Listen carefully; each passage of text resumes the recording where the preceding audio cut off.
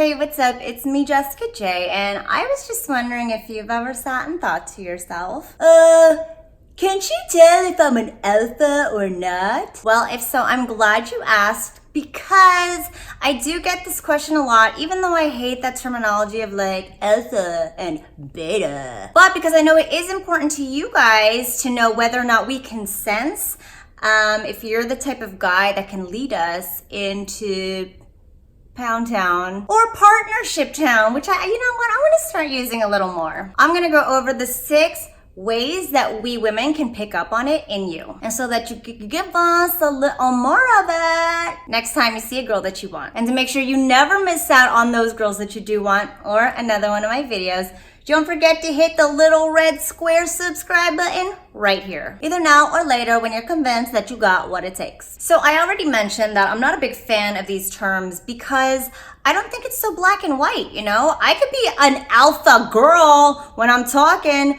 to guys like you, but like you bet your ass I'm like a beta as a bitch when it comes to being around my man. So for the sake of this video, I'm going to talk about the times that we can sense that you are an alpha man when it comes to being with us women. Because you might be an alpha in your meeting rooms at work, or you might be a great alpha dad already. So this is specifically towards how you interact with women and if we can sense that you got what it takes. I feel like I said that line already. Okay, so sign number 1 is the way you walk. Now, maybe you're like totally the guy that like walks like this with his chest out and like, yeah, I'm an alpha male. But when you're walking next to us chicks, you're walking so fucking fast and you don't even have the fucking respect to wait for us. You might be like 10 steps ahead of us and we're back there getting gangbanged and murdered. We can sense you're an alpha male in your relationships based on how you walk with us by your side. So are you mindful of where we are in relation to you? Are you aware of any dangers that might be presented towards us? A lot of pickup artists will explain to guys that they should be walking closest to the side of the street if y'all are walking on the sidewalk, because God forbid, somebody comes out and just like stabs you from the street or whatever else happens from the side of the street. But we will base how alpha in a relationship you can be based on how you walk with us by your side into a room, when we're getting somewhere, or where it's super crowded and there might be some, you know, dangerous things about. Which brings me to number 2, which is how you interact with the space around you. So again, going back to the dangers in our environments, based on how you interact with your environment around us, we're gonna be like, can he take care of me? So if you're the guy when we're talking at a bar and like somebody starts like bumping into us and you're just like, meh,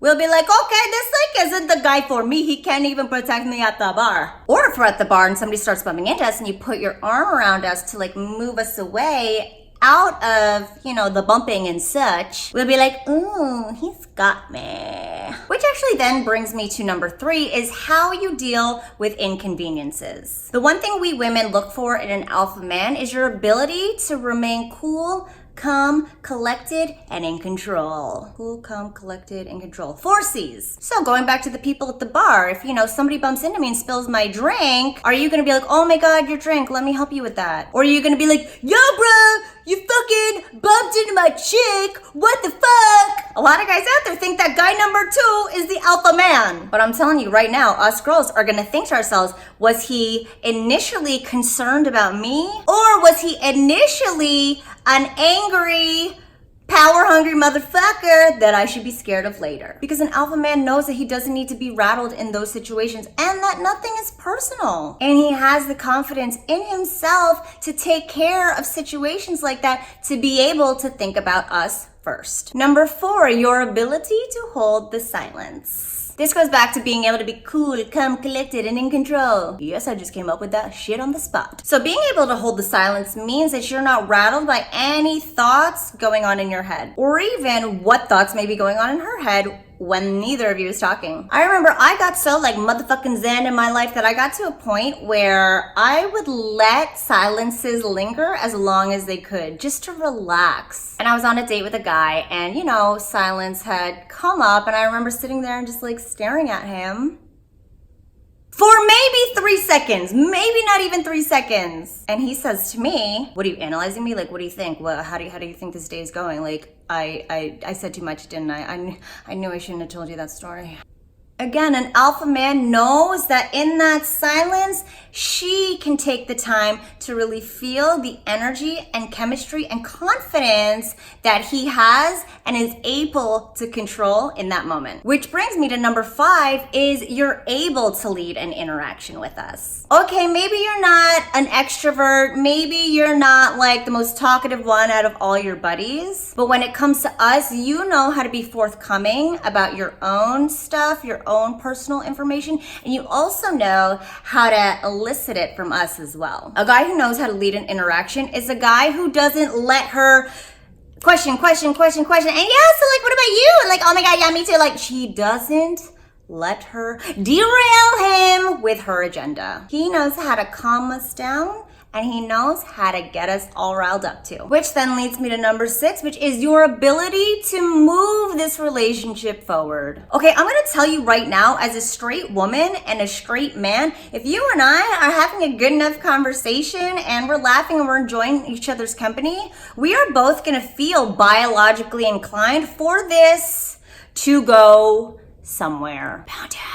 It's just natural. It's our natural inclination to feel that way. And for us women, because we know that you're the one who's supposed to take the lead and get us there, if you don't move things forward with us, we're gonna assume that you don't want to move things forward, that you just want to be our new best girlfriend. I know for me, I'm the type of person, I'll talk to anybody who's willing to talk to me. And if I get along with you, even better. But if you're a guy and you don't flirt with me or you don't make it known that you want me, I'm gonna be like, okay, cool. Like, I made another friend. This is a great conversation. I'm glad I got to know this person, and it doesn't have to be sexual.